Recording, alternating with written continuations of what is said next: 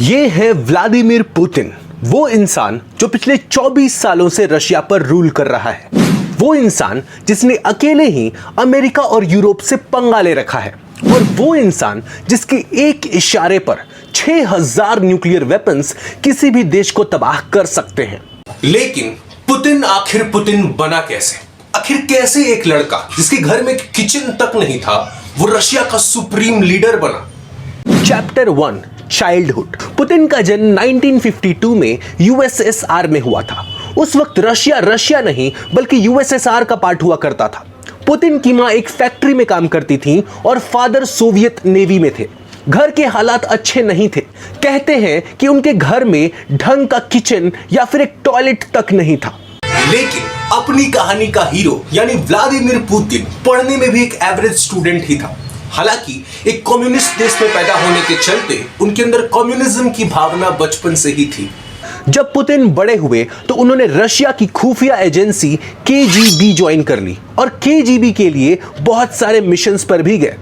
But एक तरफ जब पुतिन केजीबी के लिए काम कर रहे थे और मिशंस पर जा रहे थे, दूसरी तरफ यूएसएसआर टूटने वाला था। साल था 1989 जब यूएसएसआर एक साथ 15 देशों में टूटा।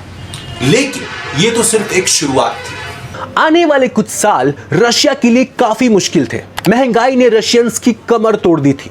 उस वक्त वहां के प्रेसिडेंट थे बोरिस येल्त्सिन। येल्त्सिन प्रेसिडेंट तो थे, लेकिन जनता उनसे खुश नहीं थी। जनता को लगता था कि उन्हें प्रेसिडेंट बनाने में अमेरिका का हाथ है।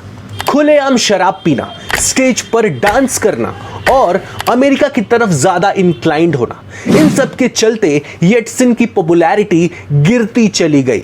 लोगों ने देखा कि जब उनके देश की हालत खराब है, उस वक्त उनका प्रेसिडेंट शराब पी रहा है और नाच रहा है, इसलिए लोग उनके खिलाफ होते चले गए। येल्त्सिन जानते थे कि उनका टाइम आ चुका है, इसलिए अपनी गिरती शाख को बचाने के लिए उन्होंने चुना एक नया प्राइम मिनिस्टर। और वो प्राइम मिनिस्टर कोई और नहीं बल्कि था 47 साल का Vladimir Putin. Chapter 2, prime minister to president.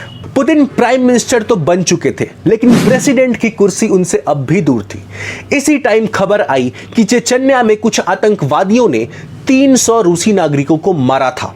खबर बुरी थी, लेकिन मौका भी बड़ा था, क्योंकि रशिया का हर नागरिक बदला चाहता था। बदला उन 300 रशियंस की मौत का। पुतिन ने रशियंस को वो दिया जो वो चाहते थे। जिन लोगों ने इन नागरिकों को मारा था, उन्हें चुन चुन कर मारा गया और पूरी जनता ने इसे होते हुए भी देखा। पुतिन अब प्रेसिडेंट बन चुके थे और उनके प्रेसिडेंट बनते ही रशिया के हालात सुधरने लगे। जो महंगाई 36% तक बढ़ गई थी, वो गिरकर 6% तक आ गई। लोगों की एवरेज इनकम 25 टाइम्स बढ़ गई। लेकिन जैसे जैसे पुतिन आगे बढ़े, वैसे वैसे उन पर सवाल भी खड़े हुए। कहते हैं कि आप पुतिन से सवाल नहीं पूछ सकते। जिसने भी पुतिन से सवाल किया या उनके अगेंस्ट जाने की कोशिश की, उसे पुतिन ने अपने रास्ते से हटवा दिया।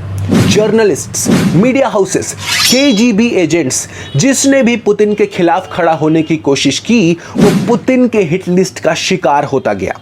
लेकिन फिर भी इस सब के बावजूद भी पुतिन की पॉपुलैरिटी आज भी मेंटेन्ड है। ऐसा इसलिए क्योंकि पुतिन सिर्फ कुर्सी पर बैठना नहीं जानते, बल्कि खुद भी एक रोल मॉडल बनकर लोगों को इंस्पायर करते हैं। ऐसे कितने प्रेसिडेंट हैं जिन्हें आपने जूडो कराटे करते देखा है? ऐसे कितने प्रेसिडेंट हैं जिन्हें आपने स्पोर्ट्स खेलते देखा है? और ऐसे कितने प्रेसिडेंट हैं जिन्हें आपने एक्सट्रीम कंडीशंस में सरवाइव भी करते देखा है?